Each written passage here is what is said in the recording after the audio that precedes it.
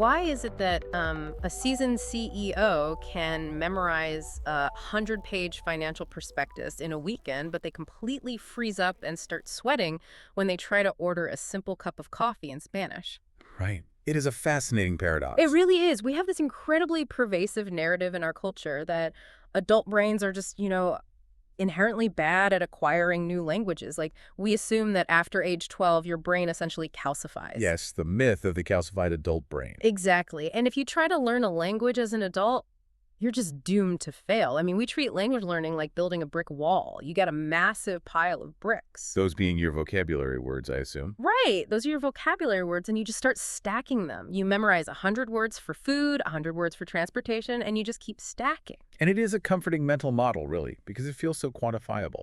We like to say, I learned 50 new words today, and we look at that growing stack of flashcards as visible proof of progress. Right. It feels like you're doing the work. You are doing work, but neurobiologically speaking, the idea that the adult brain loses its neuroplasticity and can only learn through brute force rote memorization is a profound misunderstanding of how human memory actually functions.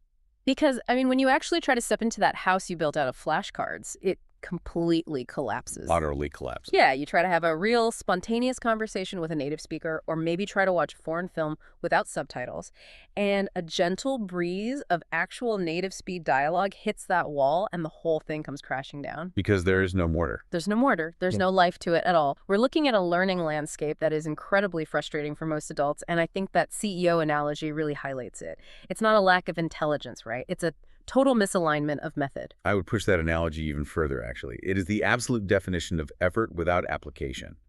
You possess the raw materials, but you lack the connective tissue. The syntax and semantics? Exactly, the syntactic and semantic mortar that makes those pieces functional in the real world. You're basically trying to force the brain to do something it naturally evolved to resist doing, which is storing isolated, context-free data points. Well, today we are looking at an absolute masterclass in providing that mortar. Welcome to this deep dive. We are deconstructing how adults successfully acquire a new language, focusing specifically on English language learning at the A1 to B1 level. And for those who might not be familiar with that grading scale, that is the crucial, often painful bridge from being an absolute beginner to becoming a conversational intermediate. It's the messy middle, and we have a brilliant source guiding us today. It's an educational learning module titled Marina's Day, an English Language Journey, which is arguably the most critical phase of language acquisition to focus on. It is the make-or-break chasm where the vast majority of adult learners simply give up. Yeah, they just throw their hands up. Right, they get overwhelmed by the sheer volume of disconnected vocabulary, or they finally cross the threshold into actually using the language to navigate the world. Okay, let's unpack this. Because I know you, the listener, have been there. Just think about the last time you tried to learn something completely foreign. Maybe it was, I don't know, French before a vacation, or maybe a new programming language for a career pivot. Staring at the screen. Yes, you sit there at your desk, frustrated by flashcards, staring at a word, flipping the card, sighing, and just repeating it until your vision blurs. Well, I want to promise you a much better way forward today. A significantly more efficient way. Exactly. Our mission today isn't just to look at a few random vocabulary words. We're going to reverse engineer how the human brain actually absorbs complex information. We are exploring the mechanics of story-first learning, we're unpacking specific daily life vocabulary, and examining the psychology of daily routines. All to show the listener how to master a language, or really any new skill, much more effectively. Yes, and the methodology used in Marina's Day provides this perfect case study for this because it's grounded in heavy cognitive science. It abandons the dictionary approach entirely. It does. Instead, it utilizes a highly specific, repeatable framework, which goes like this: story, then vocabulary, then practice, and finally, re-listen.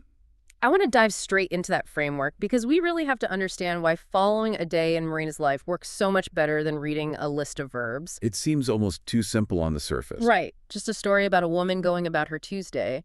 But my hypothesis here is that this structure is basically hacking our evolutionary biology. Like, if we think about our ancestors, they didn't survive the savannah by memorizing spreadsheets of data or, bulleted lists of poisonous They plants. survive by sharing narratives around a fire. Exactly. It was all stories. And that is a very accurate assessment of how the human hippocampus operates today. The brain is, at its core, a story processing machine. We are fundamentally wired for contextual learning. So the context is everything. It is everything. When an A1 to B1 learner encounters a new word just sitting by itself on a blank white screen, the brain lacks a schema. It essentially throws an error code saying, I have no existing neural pathway to attach this data to. So it just dumps it. Precisely. It is stored in short-term memory for maybe a few seconds and then rapidly discarded to free up cognitive space. So when that exact same learner encounters a word inside a story, like hearing that Marina is doing something specific on a busy morning, the brain immediately creates a mental hook. Which is exactly the opposite of the flashcard vacuum. That hook is multidimensional. It is based on emotion, sequence, and spatial awareness. The word isn't just floating in a void anymore. Right. It is anchored to a specific character, a specific time of day, and a highly relatable human action. Let me throw an analogy at this to see if it holds up. Learning vocabulary from flashcards is, it's like trying to understand how an internal combustion engine works by looking at a massive pile of loose spark plugs, fan belts, and bolts scattered all over a garage floor. I like this. A pile of parts. Right. And you can memorize the name, weight, and dimension of every single bolt, but you still can't drive the car to the grocery store. Because you don't know how they connect. Exactly. A story, on the other hand, puts the car together. It shows you the engine actually running. You hear the hum, you see the belts moving, and you understand the function of the parts because you see them operating together in real time. That perfectly illustrates the concept of linguistic ecosystems. Words do not exist in isolation. They exist in relationship to other words. And this brings us to a crucial phase of the learning modules framework that most ambitious adults completely ignore, which is the re-listen phase. Oh, man. I am so guilty of this. I watched an educational video once. I think to myself, yeah, I got the gist of that. And I immediately clicked to the next one to keep my momentum going. It is a very common trap. Why is skipping that re-listen phase actively harming my ability to learn? Because the brain processes initial exposure and repeated exposure through entirely different cognitive mechanisms. Really? Entirely different. Yes. The first time you listen to a story in a new language, you are operating in a state of extremely high cognitive load. You are essentially in survival mode. Survival mode, wow. Your mental resources are entirely consumed by basic comprehension. You are frantically trying to figure out, who is Marina? Where is she going? Did she just wake up or is she going to sleep? Yeah. You are simply trying to keep your head above water in the narrative. You're just trying to not get lost in the woods. You definitely aren't looking at the individual leaves on the trees. Beautifully put. But the second time you listen, the re-listen phase survival is no longer the priority. You already know the plot. You know she makes it to work safely. Right, the suspense is gone. Exactly. Because the narrative outcome is secured, the brain's cognitive load drops significantly. It relaxes. And in that relaxed state, the brain shifts from mere comprehension to consolidation and pattern recognition. So that's when I actually start noticing the mechanics of the language itself. Yes, you start noticing the prepositions. You pick up on the subtle intonation of the speaker's voice. Yeah. You observe exactly how a specific verb was paired with a specific noun. The heavy lifting of understanding the story is done, so your brain uses its freed up energy to analyze the syntax. It's basically the difference between frantically reading a GPS map while driving in heavy traffic in a new city versus driving that exact same route a week later. A very apt comparison. Yeah, the first time you're sweating, your knuckles are white, you're just looking for the next turn. The second time, you actually notice the architecture of the houses and the trees along the road. You have the bandwidth to observe. Exactly. And what is so incredibly wild is how applicable this is to you, the listener, right now, even if you have zero interest in learning English. How so? Let's say you are preparing for a massive presentation at work, or you're studying for a brutal technical certification. Yeah. If you're just memorizing bullet points, you are building that brittle brick wall again. You're fighting your own biology. Yes. But if you can weave those technical requirements into a narrative, maybe a case study of a specific user, or a story of a project that went catastrophically wrong, how it was fixed, you are hooking that data into your brain's natural narrative architecture. You are letting evolutionary biology do the heavy lifting for you. Moving from the structural architecture of memory to the actual materials, we really need to examine the specific language used in this module. We understand why the story is the vehicle.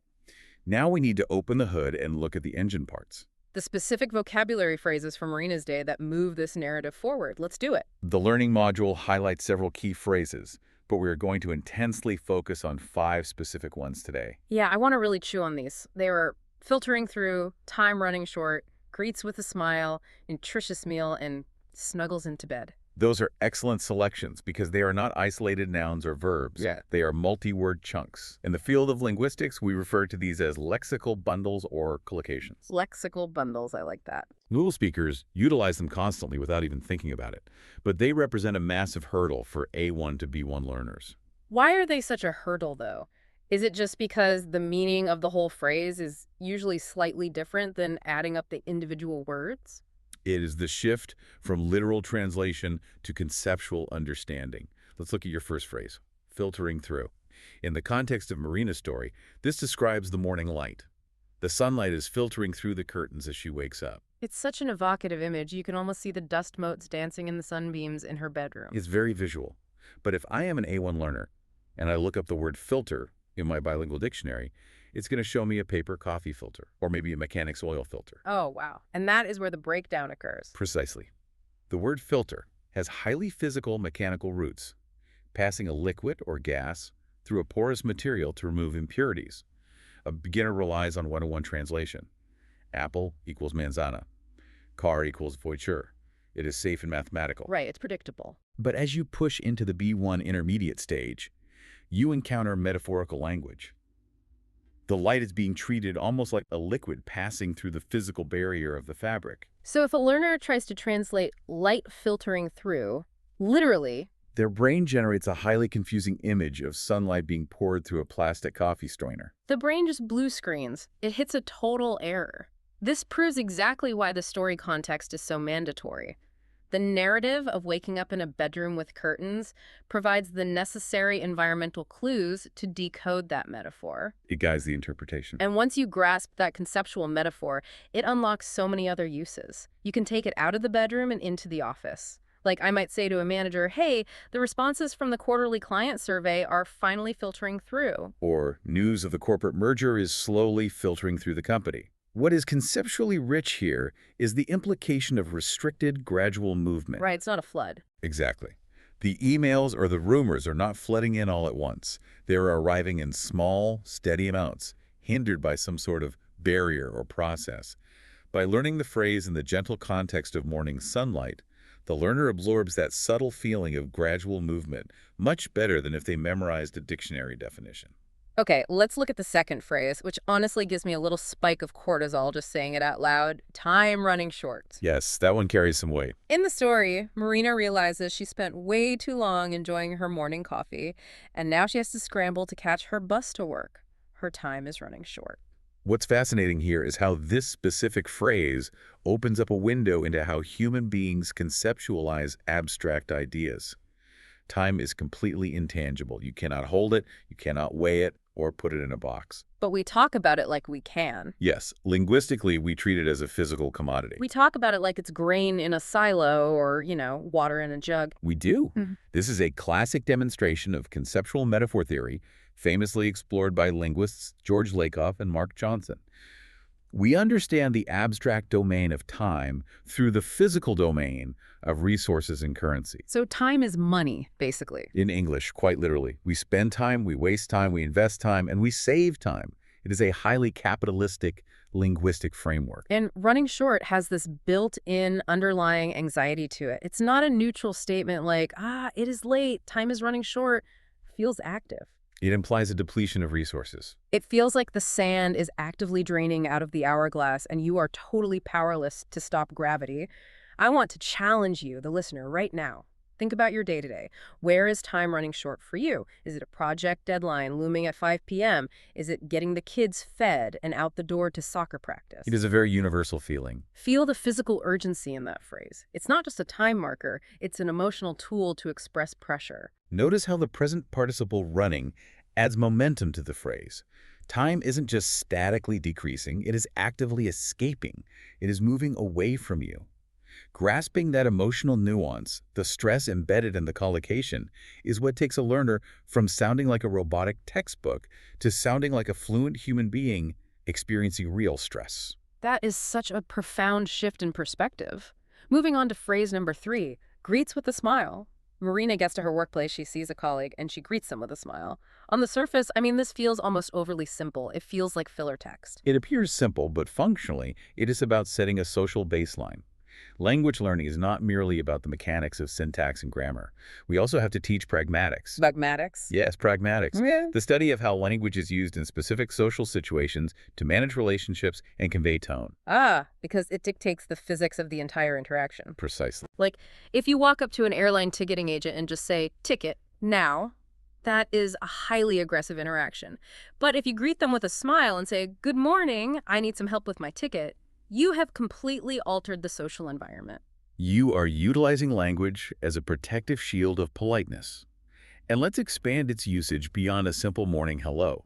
It is incredibly common in professional evaluations or customer service reviews. Like reading a Yelp review or something. Exactly. Despite the chaotic environment and angry passengers, the front desk agent greeted every customer with a smile.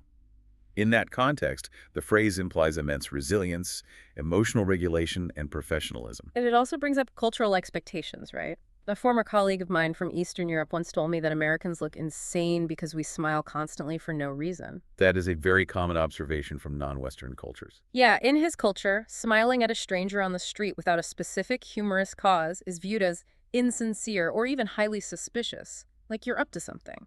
A critical observation.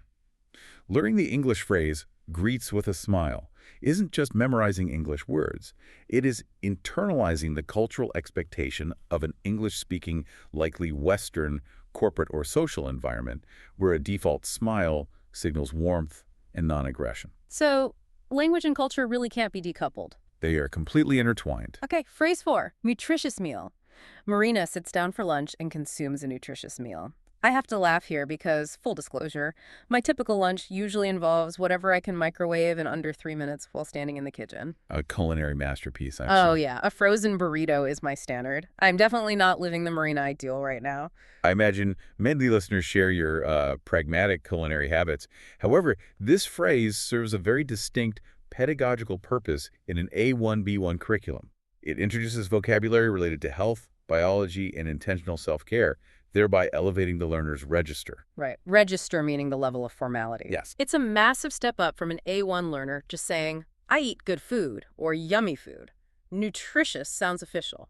It sounds like you actually read the back of the dietary label. It signals a slightly higher, more academic tier of English. It's the difference between everyday playground slang and the kind of vocabulary you might read in a lifestyle magazine article or hear from a medical professional. That makes sense. Furthermore, within the narrative ecosystem of Marina's day, it acts as character development. It tells us she is someone who plans ahead, values her health, and exercises discipline. She's definitely not eating a sad, desk-temperature Pop-Tart like me. Finally, the 5th phrase, and perhaps the most physically descriptive one on our list, snuggles into bed. Marina finishes her long day, turns off the light, and snuggles into bed. This is so much richer than just the clinical, she goes to sleep. Going to sleep describes a biological imperative. Your body shuts down. Snuggling into bed, however, describes a deliberate physical sensation and an emotional state. It implies layers of blankets. It implies warmth. It implies getting physically comfortable, twisting your body, and pulling the covers all the way up to your chin. There's a cozy, heavy weight to the word snuggle. Phonetically, it is a fascinating word to analyze. In the English language, words beginning with the ins and consonant cluster frequently relate to the nose, the mouth, or the face. Wait, really? Like what? Think about it. Sniff, snore, sneeze, snout, snack, snarl. Oh, wow, that's wild. I never noticed that. Snuggle, however, shares an etymological root with the word snug, implying something closely fitted, secure, and warm. Like snug as a bug in a rug. Precisely the underlying sentiment. To properly understand and utilize this word, the learner must engage not just their cognitive dictionary, but their physical imagination. Which provides the perfect transition into the most physical part of this entire deep dive. We know the words, we know they belong anchored in story, we've unpacked the metaphors, the cultural pragmatics, and the imagery. The foundational work is complete. But how do we actually get these words from our brains to our vocal cords? How do we produce the sound in the real world? We have to cross the chasm from language as abstract knowledge to language as a highly coordinated physical skill. And the learning module we are analyzing has this incredibly deliberate, active, repeat after me practice segment. The narrator says the phrase, leaves a gap of silence, and the learner is explicitly instructed to repeat it. And let's be honest, this is the part of the video that 90% of adults skip. They just sit there and listen. Yeah, they just let the video run. Which is a catastrophic mistake because this active repetition phase is where the actual biological rewiring occurs. We suffer from an illusion that language is just thoughts made loud. We view it as a purely intellectual exercise. But speaking a language is heavily motor-driven. It is a complex physical act. Wait, I really want to explore that. Are you saying language is less like studying history and more like, I don't know, muscle memory, like learning a tennis swing or learning to play a chord on a guitar? I am saying it is fundamentally identical to learning a physical sport. Wow. Think about the biological apparatus required to articulate speech. You are coordinating your diaphragm, your lungs, your vocal folds, your jaw, your tongue, your lips, and your alveolar ridge behind your teeth. It's a whole orchestra. It is. Every language has a unique phonology, a specific inventory of sounds. If you are an adult learning English, your mouth has spent 2, 3, or 4 decades perfectly executing the microscopic muscle movements required for your native language. So it's locked in. Completely locked in. Yeah. When you try to speak English, your brain is sending electrical signals to muscles that have literally never moved in that exact sequence before. Oh, wow. So when a learner struggles to say a word like snuggle, it might not be a memory issue at all. It's not that they forgot the vocabulary. It's that their tongue literally lacks the physical muscle memory to create that specific sins consonant cluster followed by the vowel, followed by the glaw sound. It is entirely analogous to asking a highly skilled right-handed person to suddenly write calligraphy with their left hand. That would be a disaster. Exactly. The brain perfectly comprehends what the letter A looks like. The intellect is there. But the muscles in the left hand have never been trained to execute the fine motor control required to draw it. Speaking a new language demands training entirely new muscular pathways in the face and throat. That reframes the entire struggle. We beat ourselves up for being, bad at languages, when really we just haven't done the physical conditioning. This proves why the difference between passive listening and active repetition is everything. Passive listening only gets you halfway there. Right. Passive listening, just letting an English video play while you wash the dishes, builds auditory comprehension. You get better at decoding the sounds. But active repetition is the only mechanism that builds physical fluency. Passive listening engages the auditory cortex. Active repetition bridges the gap between the auditory cortex and the motor cortex, which controls the muscles that actually produce speech. Without the motor cortex engagement, you remain mute. Here is my analogy for this. Passive listening is exactly like sitting on your couch, eating a bag of potato chips, while watching a high-intensity interval training workout video and expecting to magically get a six-pack. That would be nice, but biologically impossible. Sadly, yes. You can memorize every single move the instructor is doing. You can deeply understand the biomechanics of a burpee. But until you get your body off the couch and actually perform the reps, your physiology will not change. You have to do the reps. It is a painful but incredibly accurate comparison. And yet, knowing this, adult learners still actively resist the repeat after me method. Why do we do that? Why do we skip the single most important part of the process? If we connect this to the bigger picture of adult psychology, the root cause is almost always embarrassment and ego protection. Ego. Yes, adults are accustomed to navigating the world with high competence. We are experts in our native language. We use it to negotiate salaries, tell complex jokes, and comfort our friends. When we try to speak a new language, we are suddenly reduced to the expressive capacity of a toddler. That is deeply humbling. It is. We stumble, we mispronounce basic words, our mouths feel clumsy and thick. That creates a massive psychological barrier. The renowned linguist Stephen Krashen refers to this phenomenon as the affective filter. The affective filter, meaning our emotions literally filter out the learning. Exactly. When anxiety, embarrassment, or self-consciousness is high, the brain's amygdala triggers the release of stress hormones like cortisol. This physiological response literally impedes the language acquisition device in the brain. The input cannot reach the memory centers. So we lose our childlike playfulness. Kids are phenomenal language learners, not just because their brains are plastic, but because their affective filter is practically non-existent. They have no ego to protect. Right. They don't care if they look silly. They babble, they mimic sounds, they make weird noises. They are purely playing with the physical sensation of sound. Adults are paralyzed by the fear of looking stupid. To succeed with the repeat after me method, you must consciously and intentionally suspend your ego. You have to permit yourself to play with the phonetics, to make strange faces, and to sound foolish. So I have incredibly actionable advice for you, the listener. Do not just passively consume this deep dive. I want you to actively participate in your own physical learning right now. Do the reps. Yes. If you are in your car commuting, or if you're out walking the dog, or even if you're just doing laundry in your apartment, I want you to talk to yourself. Seriously, say the phrase filtering through out loud. Do it right now. Focus on the physical mechanics. Filtering through. Feel where the tip of your tongue touches your upper teeth on the sound of through. Feel the slight friction and vibration of your bottom lip against your top teeth on the F of filtering. It is a literal physical workout for your face. You have to embrace the mechanics. The profound advantage of audio learning or asynchronous video modules like Marina's Day is that you can perform these vocal exercises in the total privacy of your own space. No one is watching you. Exactly. You do not have a classroom full of peers judging your pronunciation. It provides the optimal safe environment to completely lower that affective filter and simply experiment with the motor skills of speech. Okay, let's zoom out. We have mastered the memory architecture, we have broken down the vocabulary, and we understand the neuroscience of muscle memory. Now, I want to pivot and examine the actual narrative content of the story itself. The plot of Marina's Day. Yeah.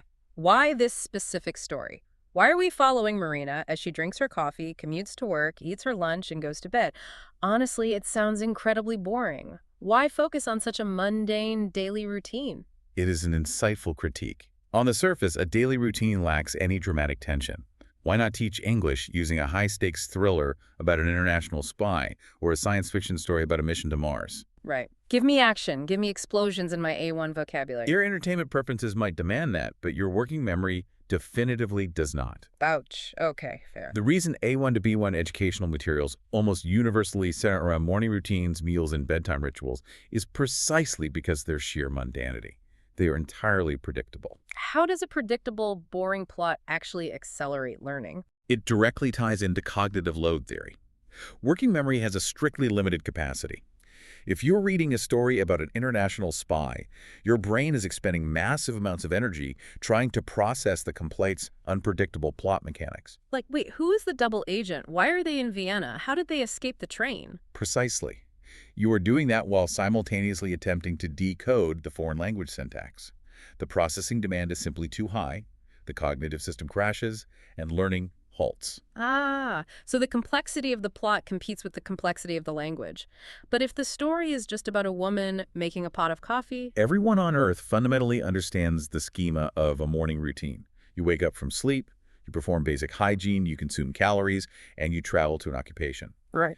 Because the underlying narrative arc is universally understood and utterly predictable, the cognitive load dedicated to plot comprehension drops to near zero. Oh, that is brilliant. The learner does not have to spend a single erg of mental energy trying to figure out what is happening. Which frees up 100% in their brain's processing power to focus entirely on how it is being said. They can focus purely on the new vocabulary, the grammar structures, and the syntax. The mundane routine acts as a psychological anchor. It is the ultimate scaffold. It's like pouring the new language into a mold that the brain already has pre-built. But thinking about it this way brings up a fascinating cultural lens.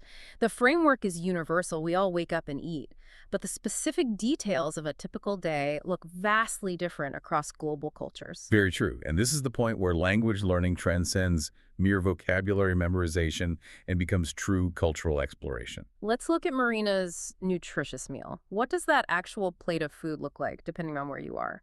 If Marina is living in Tokyo, that morning meal might consist of grilled fish, miso soup, pickled vegetables, and rice. A very traditional Japanese breakfast. But if she is in Rome, a nutritious morning meal might not exist at all.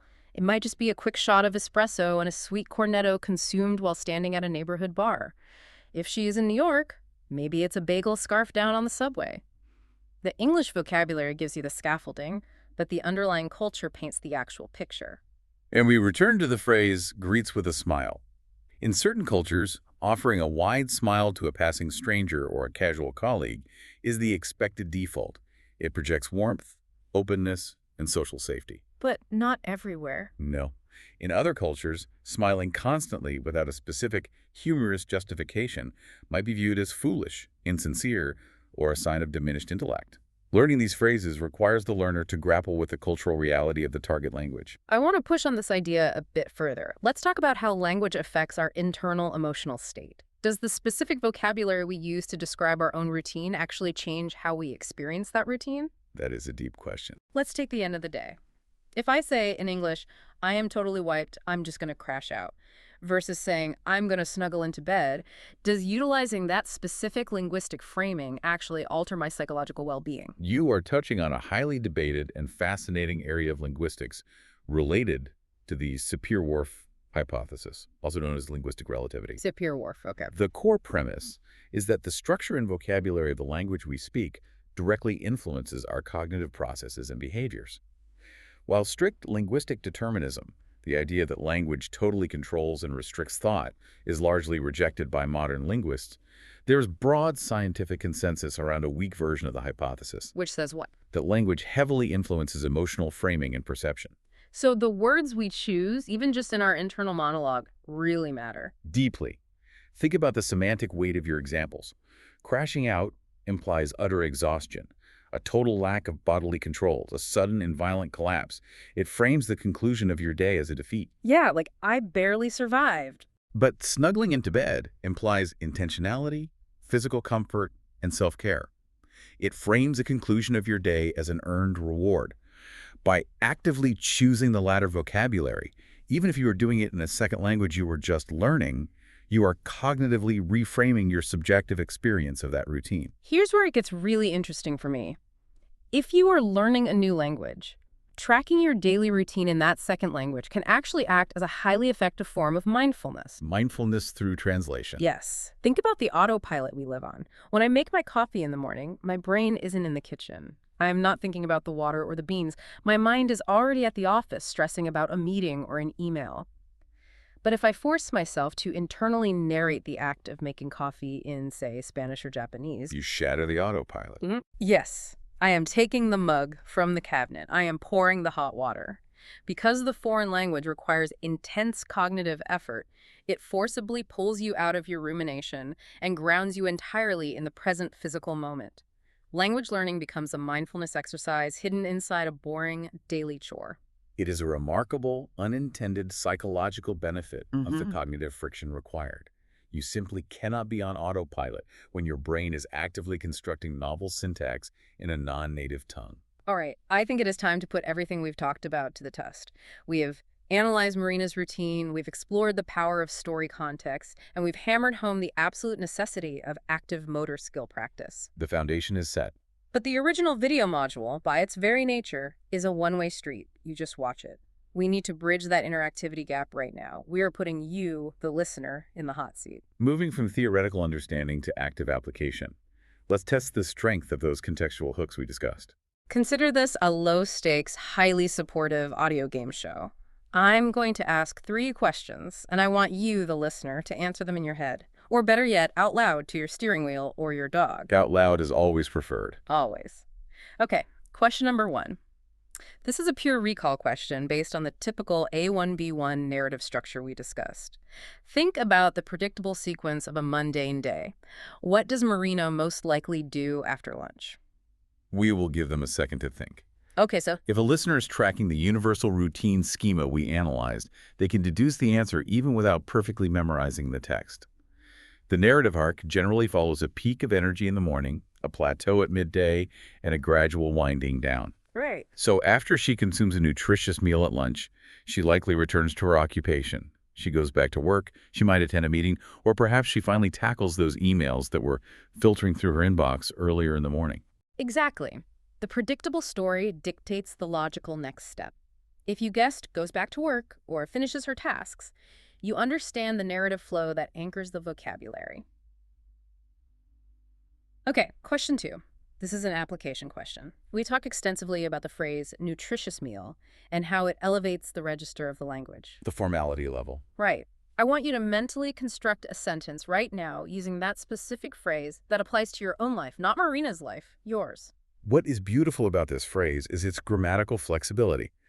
A listener might be thinking in the present tense, I try to cook a nutritious meal for my children every Sunday. Oh, that's a good one. Or, focusing on a past action and its emotional result, I feel significantly more energetic yesterday after eating a nutritious meal instead of fast food. Or even a negative construction highlighting a struggle. Finding the time and energy to prep a nutritious meal is incredibly difficult during the work week.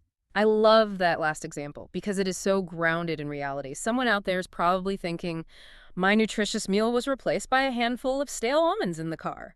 And that is perfect. Hmm. That proves you understand the concept deeply enough to contrast it with your own chaotic reality. Contrast is a powerful learning tool. Which leads to our final question, question 3. This is pure personalization.